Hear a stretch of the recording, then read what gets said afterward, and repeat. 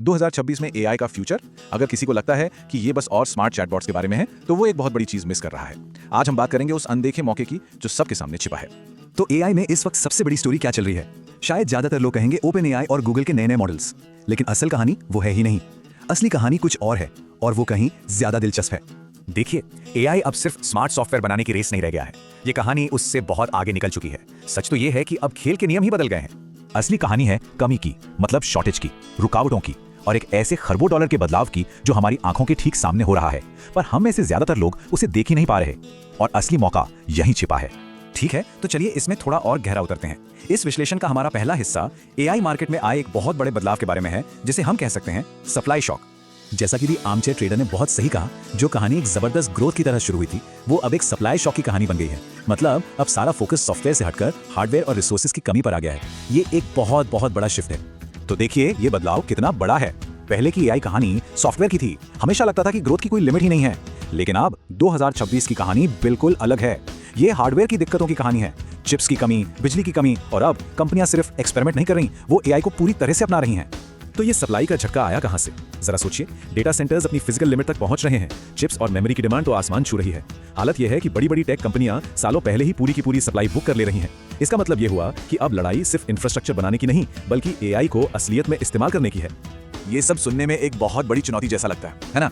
लेकिन हर बड़ी चुनौती अपने साथ एक बहुत बड़ा मौका लेकर आती है, और ये मौका हार्डवेयर में नहीं, बल्कि एक ऐसी चीज में है जिसे हम अक्सर नजरअंदाज कर देते हैं, लेबर यानी श्रम। और यहीं पर इस पूरे विश्लेषण का सबसे जरूरी पॉइंट आता है। एआई का असली असर सॉफ्टवेयर पर नहीं, बल्कि लेबर मार्केट पर हो रहा है। ये एक ऐसा सच है जिसे समझना आने वाले वक्त में बहुत बहुत जरूरी होगा। और इस मौके का स्केल चौंकाने वाला है। अकेले नॉर्थ अमेरिका का लेबर मार्केट $12 खरब का है, और एआई अब इसे पूरी तरह से बदलने की ताकत रखता है। ये एक ऐतिहासिक बदलाव है। तो इस नए मार्केट में एक नया बिजनेस मॉडल उभर रहा है, एआई ऑपरेटिंग सिस्टम। इसका सीधा सा मतलब है किसी एक खास इंडस्ट्री के लिए एक पूरा एआई सिस्टम बना देना, जिसे बड़ी कंपनियां अक्सर नजरअंदाज कर देती हैं। जैसे वेटनियो सिर्फ जानवरों के डॉक्टरों के लिए, या डीलर.ai सिर्फ कार डीलरों के लिए। ये उनके सारे काम को ऑटोमेट कर देते हैं। तो अब सवाल ये है कि इस मौके का फायदा कैसे उठाया जाए। अगले हिस्से में हम एक प्रैक्टिकल प्लेबुक पर नजर डालेंगे, जो किसी को भी एक फ्रीलांसर से एक पूरी एजेंसी बनाने का रास्ता दिखा सकती है। ये सफर 3 आसान स्टेप्स में हो सकता है। पहले छोटे छोटे एआई मॉड्यूल बेचकर फ्रीलांसिंग से शुरू करें, ताकि मार्केट समझ आ जाए। इसके बाद कंपनियों को सलाह देने वाले कंसल्टेंट बन सकते हैं, जिससे आपकी एक्सपर्टीज बढ़ेगी। और आखिर में एक पूरी टीम बनाकर एक एजेंसी बन जाए जो बड़े बड़े प्रोजेक्ट्स को संभाल सके। ठीक है, पर क्लाइंट्स मिलेंगे कहां से? शुरुआत के लिए 4 रास्ते हैं। सबसे आसान है अपवर्क जैसे प्लेटफॉर्म्स। थोड़ा मुश्किल लेकिन ज्यादा असरदार रास्ता है कोल्ड ईमेल्स और डीएम्स का। और एक और शानदार तरीका है रेडिट जैसी ऑनलाइन कम्युनिटी में अपनी एक पहचान बनाना। और जब बेचने की बात आए तो एक बात याद रखनी होगी, आज की तारीख में सेल्स का मतलब किसी को कुछ चिपकाना नहीं है। इसका मतलब है क्लाइंट की असली प्रॉब्लम को समझना और उन्हें दिखाना कि आप उस प्रॉब्लम को कैसे सॉल्व कर सकते हैं।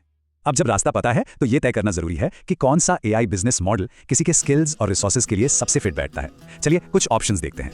तो मोटे तौर पर 3 ऑप्शन है। एआई कंसल्टिंग, जिसमें मुनाफा ज्यादा है पर उसे स्केल करना मुश्किल है। सास मॉडल, जो बढ़ तो सकता है पर शुरुआत में महंगा है। और एआई एनेबल्ड सर्विसेज, जो जल्दी शुरू हो जाती हैं पर पूरी तरह ऑटोमेटिक नहीं होती।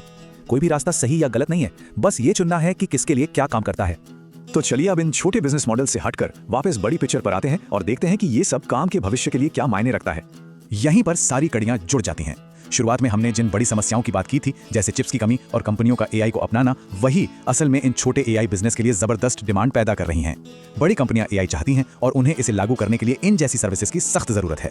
और इससे एक बहुत शक्तिशाली इकोनॉमिक साइकिल बनता है। सोचिए, जब एआई लेबर को सस्ता और आसान बना देता है, तो मार्केट में चीजें और सर्विसेज बढ़ जाती हैं। इससे नई चीजों की डिमांड पैदा होती है और उस डिमांड से जबरदस्त इकोनॉमिक ग्रोथ होती है। ये सिर्फ पुरानी नौकरियों की जगह लेने के बारे में नहीं है, ये पूरी तरह से नए मार्केट बनाने के बारे में है। और एडम स्ट्रीट पार्टनर्स भी इस बात पर जोर देते हैं कि ये कोई टेम्पररी ट्रेंड नहीं है, ये एक परमानेंट स्ट्रक्चरल बदलाव है। एआई हर इंडस्ट्री का एक बुनियादी हिस्सा बन रहा है, ठीक वैसे ही जैसे कभी इंटरनेट या बिजली बने थे। तो आखिर में ये एक बहुत बड़ा सवाल हमारे सामने खड़ा होता है, जब एआई पूरी की पूरी नौकरियां खुद करने लगेगा, तो भविष्य में स्किल्ड होने का मतलब क्या होगा?